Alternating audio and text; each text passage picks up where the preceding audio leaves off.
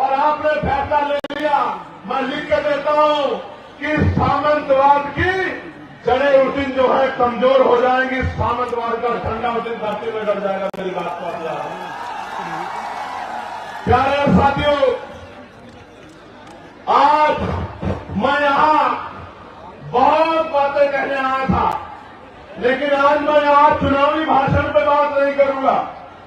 आज मैं यहां अपने दिल की बात कहूंगा, और वो ये है कि मैं उन नौजवानों की बात कहने के लिए आया हूं जो डिग्रियां लेकर सड़कों पे घूम रहे हैं, लेकिन रोजगार नाम की चीज उनके पास नहीं।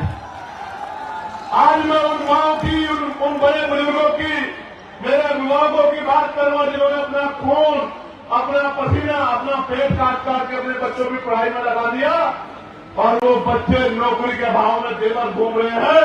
वो माँ बाप ये देख रहे हैं कि कब उनके बच्चों को रोजगार मिले। आज मैं उन किसानों की बात करूंगा जो किसान इस जोन में कभी बाढ़ से प्रभावित होते हैं, कभी सूखे से प्रभावित होते हैं, कभी खनन माफियाओं के चोट से प्रभावित होते हैं, कभी सरकार के जुल्म से प्रभावित होते हैं, कभी खाद समय पर नहीं मिलता, कभी डीएपी समय पर नहीं मिलता, कभी यूरिया समय पर नहीं मिलता, कभी उनकी फसल बर्बाद हो जाती है, उनको मुआवजा भी नहीं मिलता। आज मैं उन किसानों की बात यहां करने आया। आज मैं अपनी उन बहन बेटियों की बात करने आया हूं जिनके लिए सरकार कहती है कि हम उनको साइकिल देंगे, हम उनको स्कूटी देंगे, लेकिन ये निकम्मी सरकार हमारी बहन बेटियों की इज्जत की रक्षा भी नहीं कर पा रही है। उनका दर्द कहने के लिए आज मैं यहां आया। प्यारे साथियों, हमारी वर्दी में कोई खोट नहीं है। ये जो पुलिस के मेरे भाई है, मैं इनको सल्यूट करता हूं, लेकिन आप नहीं जानते ये मजबूर है, क्योंकि पुलिस सरकार के अंदर में होती है। जो सरकार चाहती है वो पुलिस के भाइयों को मजबूरी में करना पड़ता है। अगर अनुशासन में काम करेंगे तो कार्रवाई होगी, न चाहते हुए भी कई बार मजबूरी में ऐसे कदम उठाते हैं। इसका एक उदाहरण मैंने आपको बता दिया कि रात लेट नाइट परमिशन दे रहे हैं, अगले दिन कार्यक्रम है, टेंट कैसे लगेगा, कार्यक्रम कैसे होगा, इससे एहसास होता है कि पुलिस कितनी मजबूर है। मैं आपको विश्वास दिलाता हूं और पुलिस के भाइयों से शुरुआत करूंगा। एक अवसर बनने दो आजाद समाज पार्टी काशीराम को 8 घंटे की ड्यूटी आपकी करके दिखाएंगे। मेरी बात को आप याद रखना। सप्ताह में 1 दिन छुट्टी दिला के रहेंगे, आपको याद रखना। प्यारे साथियों, वेतन विसंख्या दूर कराएंगे आपका जो बैकलॉग है भर के, आपको जो 24 घंटे ड्यूटी का प्रेशर बना हुआ ये खत्म करेंगे, और आपको बॉर्डर स्कीम खत्म करके अपने जिले के बराबर के जिले में जाने की आजादी देंगे। मेरी बात को आप याद रखना। आपसे शुरुआत करें। प्यारे साथियों, अभी शिक्षा मित्रों को मैं बधाई देता हूं, लेकिन बधाई अधूरी है, क्योंकि मैं तो शिक्षा मित्रों का वेतन 25,000 से पार चाहता था, लेकिन हमारे अथक प्रयास के बाद सरकार ने लगभग 18,000 रुपए की घोषणा की है।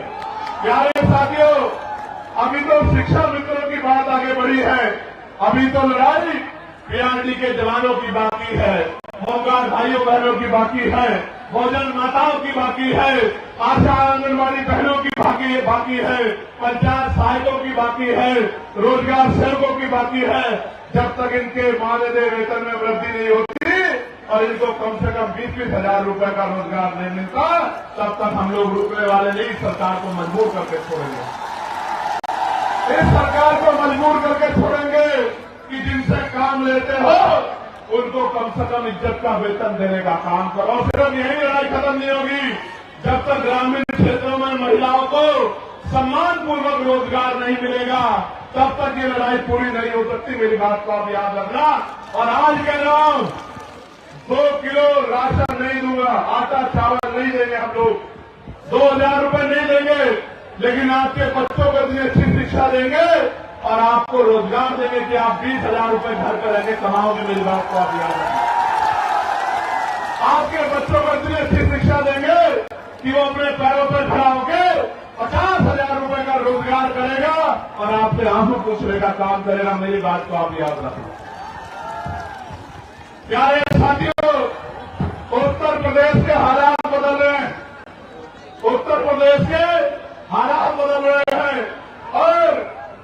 तरफ तो नीले झंडे वाले बाबा साहब अम्बेडकर के अनुयायी पूरे साउथ के अनुयायी घूम रहे हैं, दूसरी तरफ कुछ बहरूपिये भी घूम रहे हैं। और बहरूपियों को कैसे पहचानना है, बहरूपियों को कैसे पहचानना है, तो उनकी बातों में गौर करना पड़ेगा। एक नेताजी तो विधानसभा में खड़े होकर कहते हैं, हालांकि मैं इस भाषा को नहीं यूज करना चाहता था, लेकिन मुखौटे तो उतारने पड़ेंगे, बिना मुखौटे उतरे का काम नहीं चलेगा। मैं जो मंचासीन हमारे नेता उनको भी बताना चाहता हूं कि आज देश में सिर्फ तमाम जाति को आरक्षण नहीं मिलता, पूरे शेड्यूल कास्ट को आरक्षण मिलता है, पूरे बैकवर्ड क्लास को आरक्षण मिलता है। और तो और कई सारे मैं देश भर में घूमता हूं, क्षेत्रीय आधार पर तो सामान्य जाति के लोगों को भी हिमाचल में, जम्मू कश्मीर में, उत्तराखंड में आरक्षण का लाभ मिलता है। और तो और 2019 से AWS के जरिए सामान्य जाति के गरीबों को भी आरक्षण का लाभ मिलता है। लेकिन सामंतवादी सोच क्या होती है, इसका उदाहरण मैं आपको बताता हूं कि एक नेता असेंबली में खड़े होकर कहते हैं कि मैंने केवल से पूछा कि आप चमार बनना चाहते हैं। आप समझो मानसिकता क्या है, वो ये बताने का काम कर रहे हैं, क्योंकि निषाद समाज के लोग ये मांग कर रहे हैं कि उनको शेड्यूल कास्ट में रखा जाए, तो ये बताने का काम कर रहे हैं कि जो आरक्षण लेता है वो चमार बन जाता है। और मैं उन नेताजी को और उनके बड़े नेताजी को कहना चाहता हूं मंच से, कभी बातें चमार का इतिहास पढ़ना तो आपको पता लगेगा, और कभी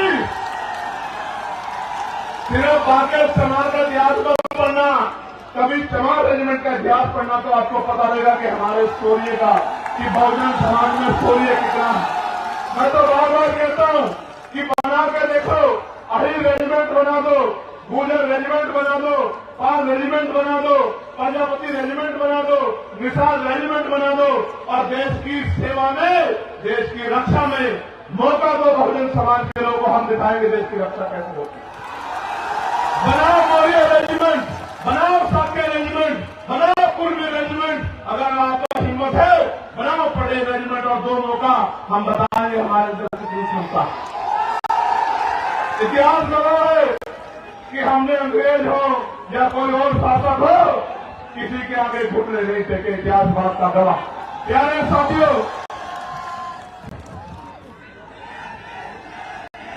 आगे बढ़ेगी बात। अब 15 मार्च को मैं निमंत्रण भी देता हूं, और क्योंकि मीडिया पता नहीं क्या प्रचार करेगी, तो आपको बताना भी चाहता हूं कि 15 मार्च को बाराबंकी में आजाद समाज पार्टी का जैसे आज रेला हुआ ना, ये बहुजनों का मेला लगा है यहां जौनपुर में, ऐसा ही मेला लगेगा बाराबंकी में 15 मार्च को। और वो जो बहरूपी है, उनकी पार्टी कह रही है कि हम बहुजन समाज का